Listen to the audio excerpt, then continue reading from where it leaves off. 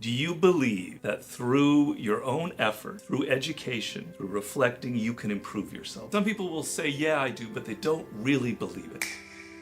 Here's a blueprint. This is a formula. It's not rock, it's not magic, it's real. Do you really in your gut believe that through your own efforts, no matter what happens to you? I wanted to show you none of this is true. It's all about what you do with your own natural talent. Here's a blueprint. This is a formula. It's not rock, it's not magic, it's real. Since the beginning of time, since we human beings have been what we are, this is the sort of the path that people have followed to become absolutely spectacularly brilliant at their field. Mathematics, sports, whatever it is, it's a path. Here it is, because so many people nowadays believe it's just about luck, or if you are able to go to Harvard, or if your parents can't afford to send you to a good school, then you're screwed, or you have to be born a Michael Jordan.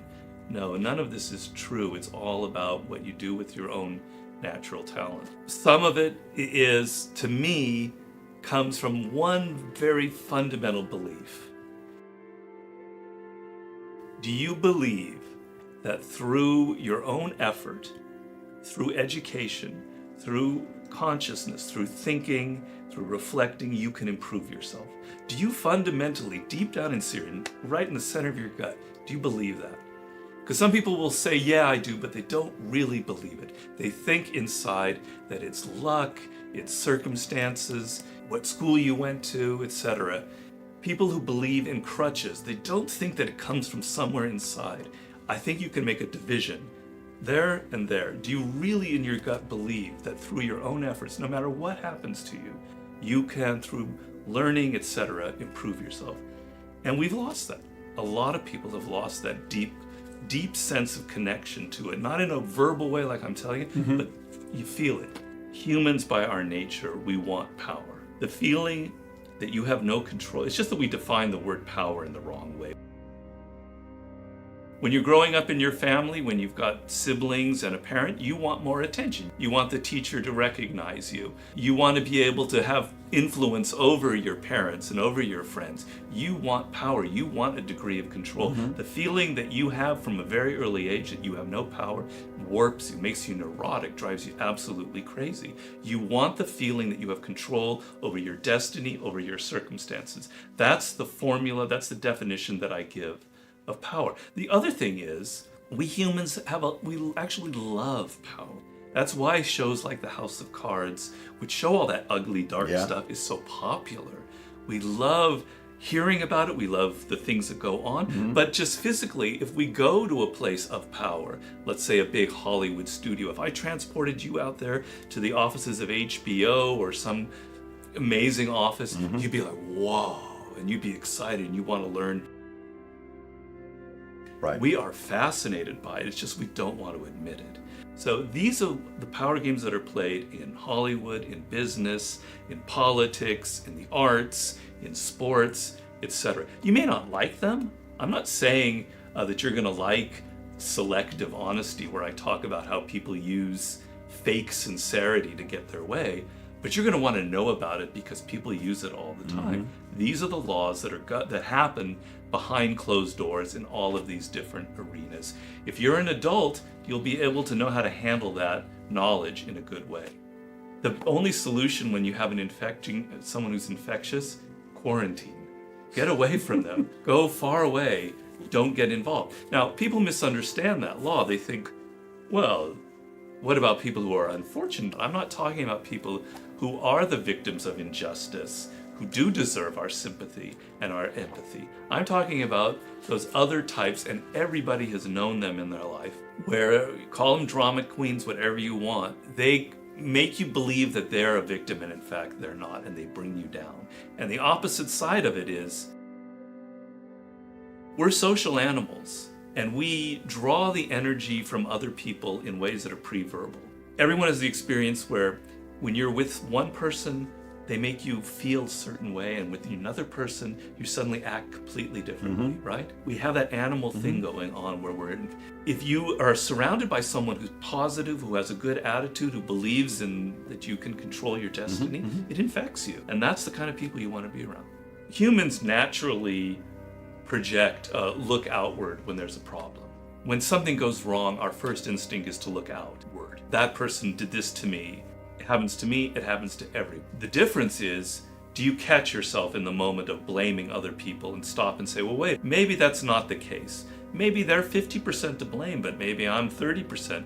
And that 30% of what you did is the most important thing, not their 50%. You have no control over that. But you control what you did. Yeah. And inevitably,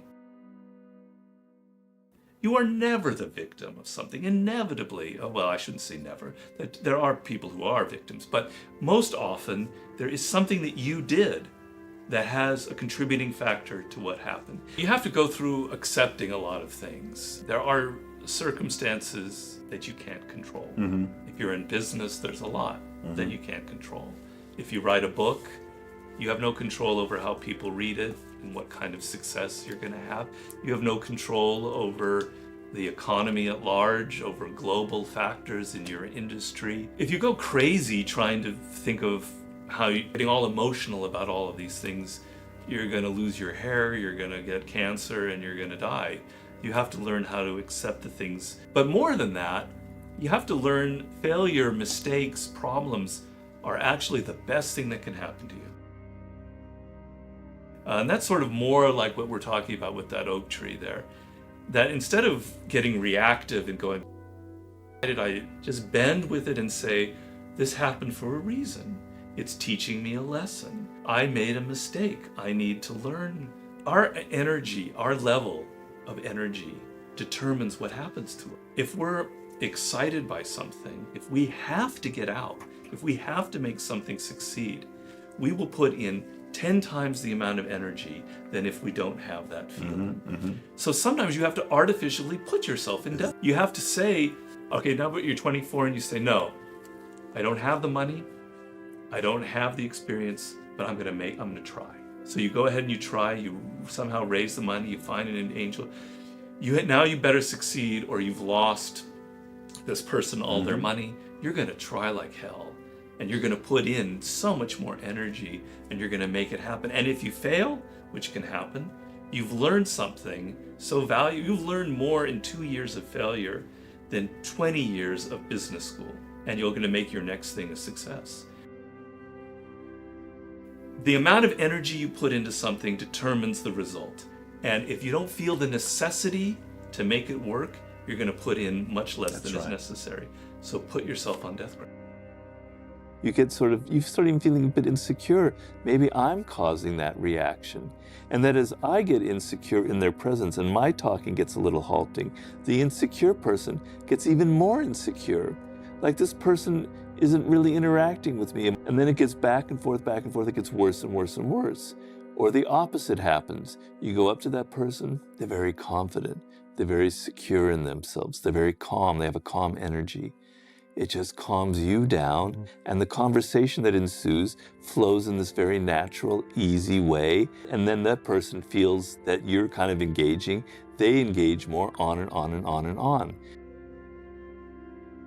So the idea is that we humans operate on a level that we're not aware of, which is on a nonverbal level, right? So we pick up the attitude, the vibrations, to use a 70s term, we pick those up from the other person in ways we're not even aware of, influences how we are.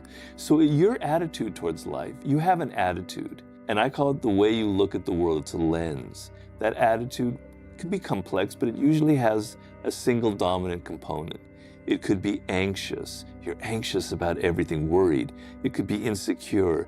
People are looking at me strange. Do people like me, etc. Everything seems exciting to me. I want to explore there. I want to go there. You're very open to things, right? So when you have that attitude, it goes out in the world. People sense it in a nonverbal way, in that animal way. They feel it off of you, right? And then it makes them respond in a certain way.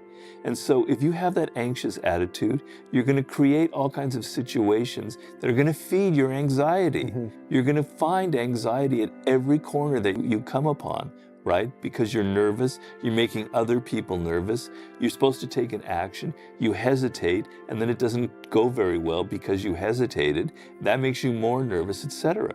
you have to get the idea that you are sabotaging yourself with your attitude, right?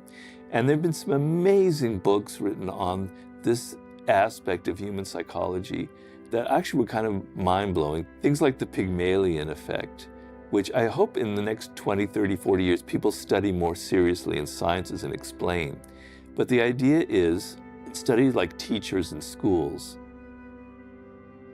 if a teacher thinks that the students are good and smart and deserving to go to Yale and Harvard and they're all brilliant, but never says anything about that. It's just they think it. It has an effect where the students work better. They get better grades. They're more excited. The attitude speaks to them. They feel it, right? So if you go up to somebody and you already anticipate that they're not very good, that they're not going to succeed in life, it's going to create that feeling in them. So you have the power to make people feel a certain way by the attitude that you have. The bad news is you are born with an attitude, that people are born with a tendency to being introvert or born as an extrovert. Now, naturally, the parent will have an influence on that. But that is very deeply ingrained into you, that attitude. So that's the bad news, right? That you're born a certain way. If you're anxious, you're born with an anxious attitude. The good news is that you can change it.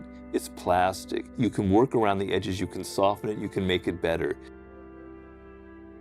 If you're anxious, you're not going to suddenly become this open adventure exploring type person, okay? But you can become less anxious. You can realize that it's causing you problems, and then you can work to kind of alter this attitude. And so the first thing is you have to be aware of what your attitude is in life and the problem that it's causing and how it's infecting your relationships. And the second thing is to be aware of how you can take small steps to slowly begin to alter this attitude. So I tell people, for instance, who are born very anxious, and I understand that because I have a bit of that myself. It doesn't paralyze me, but for some people it paralyzes them. What I suggest is tomorrow you do something that you're not quite comfortable with. Not too radical. You're not suddenly going to go out naked in the streets running, etc., right? You're going to do something that you normally, that's a little bit outside your comfort zone. It's a little bit different from what you would normally do. So explore those margins of what you wouldn't normally do that aren't dangerous. That person isn't going to kill you, hopefully, for going up to them. But try these things out. They're going to be able to, you'll see now, I don't need to be so anxious. And that by being open and wanting to talk to this stranger, they started talking to me on a level I've never experienced before. It's exciting. Your attitude is like your work of art. It's something you create.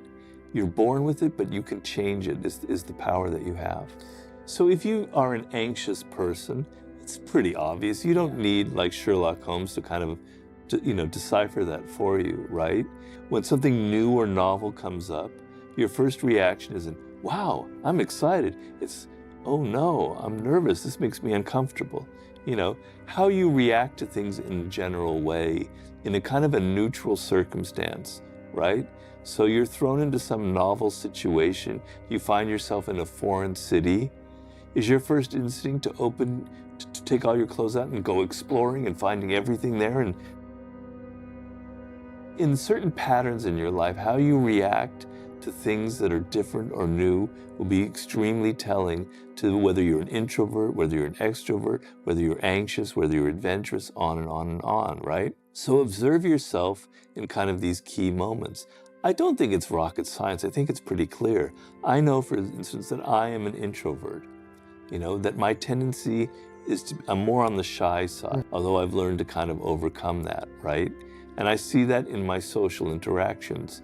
So you in your room where you're kind of quarantining, you could think that you're Napoleon Bonaparte, that you're wonderful, that you're amazing, that you're so bold. But then the moment you go out in the world, it's extremely different. You realize your weaknesses, your limitations. Being out interacting with people is going to reveal 100% your attitude towards life because you can't control it. In your room, you can be Walter Mitty, you could be imagining yourself as anything out there, right? But when you're with people, it becomes very clear that you're shy or that you're extroverted, that you're out there wanting to engage with people. So the key to discovering your attitude is to see how you are with people, how you interact. So somebody new approaches you, like that scenario I said earlier, is your first reaction, oh no, get away from me, or an interesting person, somebody new to meet, right? Those are very clear signs of what your attitude is.